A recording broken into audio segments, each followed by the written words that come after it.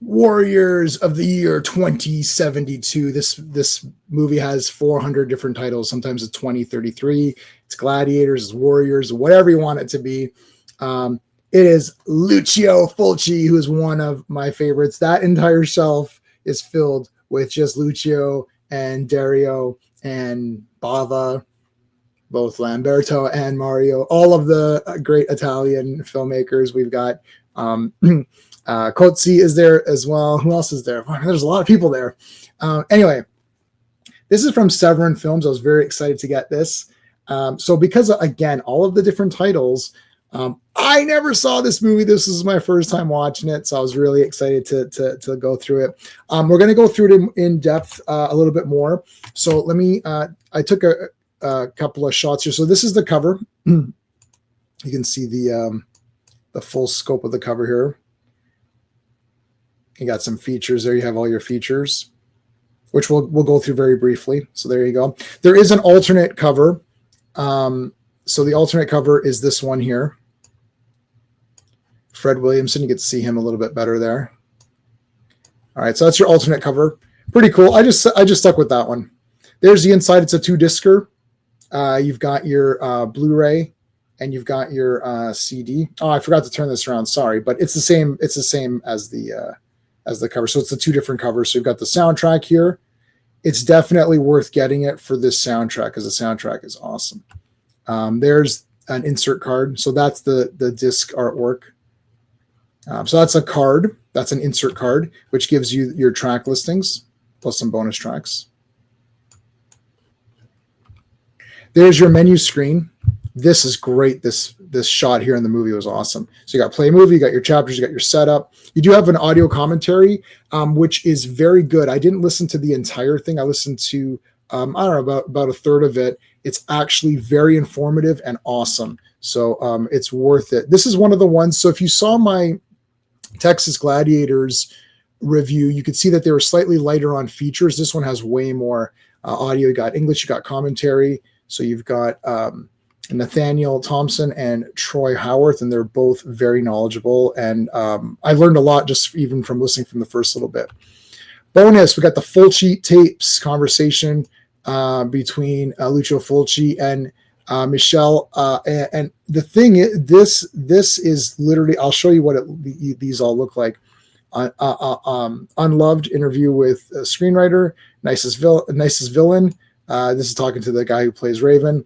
Good-hearted gladiator. This is talking to Al. Now we've had he's been all over. I've been watching so many of his movies because he's also in White Cannibal Queen. So I watched that one and he talks on that one.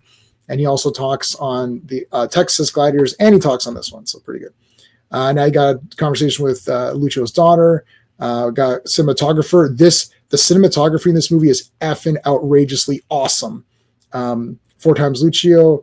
This is the actress. So this is the girl who plays. Remember in The Beyond, the blind woman? She plays her. She's also in this movie for a very small, short part and trailer. So this is what it looks like. It's just basically these tapes, and you hear audio. So that's the first feature where it's Lucio talking to Michelle, and it's just Michelle. I guess I don't know if you'd say it that way, but it's just them talking. So it's just audio only. There's your screenwriter. So this is a quick shot of just him talking. There's Raven. And these are all subtitled features. There's Al, who we've now seen a bunch of times in a lot of these. Apparently, he's very easy to talk to because they've talked to him on all of these features. There's Antonella. There's Giuseppe, cinematographer. This is a very important feature because the cinematography is crazy in this one. And there she is. Oh my God, the blind. She looks pretty much the same. I knew it was her immediately, so I got to see her there for a second. So there you go. So that's all what the features look like. So let's break into my review. So the review of this is a must own. If you love Fulci, like I do, you need this in your collection. I am not being paid by Severin Films to endorse this. This is just my own personal view. I bought this with my own money. This was not given to me. I love Fulci. For the CD soundtrack and these features, It is a must buy. This is the best that this movie's ever going to look. I'm assuming. I never saw this movie outside of this, so I only ever watched it on Blu-ray. It's not like Conquest, which I'd watched many times on VHS, and I had watched it many times on DVD, and then I watched it many times on Blu-ray. I love Conquest. I wish they would. Severin, can you guys get Conquest and do some great stuff? I want to see lots of features. I'd love to see something with Sabrina talking. I definitely want to get the soundtrack. I love the soundtrack right now. I'm listening to it on YouTube. I know they did a vinyl soundtrack, but I don't have a vinyl player, and I can't even find that soundtrack anyways. Anyway, so the film itself, it's not one of the better Fulcis, in my opinion. Okay, let's go through it. The story, I'm going to give the storyline a 1. We'll give it 1 point for the story. The story and concept is pretty neat. So you have to think of like it's a futuristic world. They play this game called Kill Bikes, which they're on motorcycles and they kill each other. From a little bit of Death Race 2000-ish kind of feeling, a little bit of a Running Man. Running Man would have. It's interesting because Running Man is the book, is the Richard Bachman, Stephen King short story, or novella, but they almost took more from this movie with the way that the gladiator fights are. So it's this network television show. It's this network, same like in No Holds Barred. They're looking to beat Kill Bikes because Kill Bikes is the #1 rated show. So they come up with this idea of, well, let's have gladiators back, and they're going to be, instead of chariots, it's motorcycles and stuff.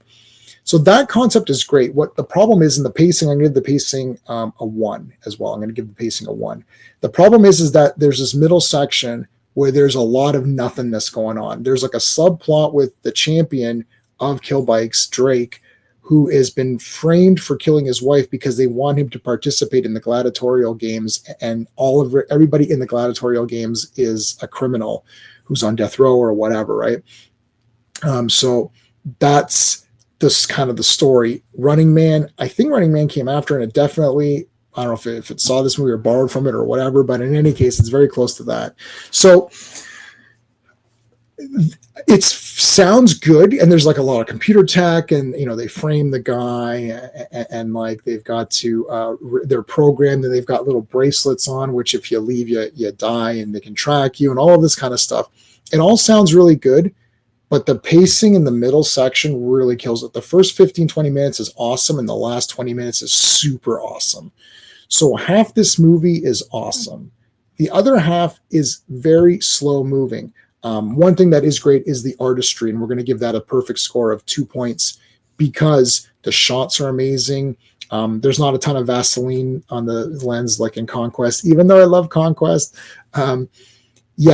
Lots of great shots. There's good violence. There's heads cut off. There's explosions, guys burning up, melting.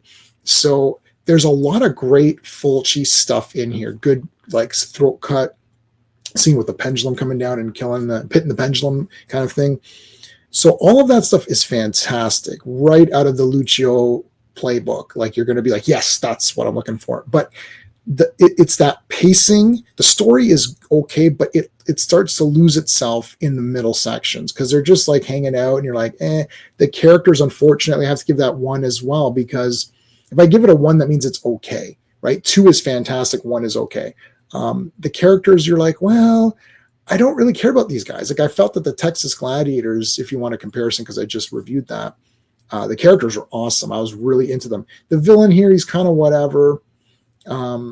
Nobody really stands out as being really awesome. Fred Williamson is in this. The other criminals who are fighting are the ones from the Texas Gladiators. So it's the same cast pretty much. And Fred Williamson, who is super charismatic, and the guy's the best in every movie he's in. And he's great here just because he looks cool. He looks like a big badass guy, but he doesn't really do a lot. He's just kind of there. That's my problem. Everyone is just kind of there. I think what happened is that everyone is focusing so much on that beginning piece, setting up the cameras, everything looking good, and the final action of the gladiatorial matches. And it's almost like a rollerball situation. I think they're focused so much on that they just lost the center part of this movie. And then for that reason, I'm giving the enjoyment factor a 1. So this is going to get a 6 out of 10 for the film itself as a movie. But as a release and as a purchase of this complete package, you definitely want it. I'm going to give the full package will be what, like a 9.5 out of 10, like definitely. So I definitely highly recommend buying this release. If you love the movie, we can debate the merits of the movie another time. Again, I'm comparing 6 out of 10. I'm comparing this to Fulci's Library. Obviously, I gave the artistry a 2, and that doesn't mean that this movie looks better than Lord of the Rings. What I'm saying is that if you look at the time period, the budget at hand, the production value, like how this came to be, it looks awesome. So I'm giving the artistry 2 out of 2 because I'm like, wow, this looks great. But the other sections, the other categories, they're okay.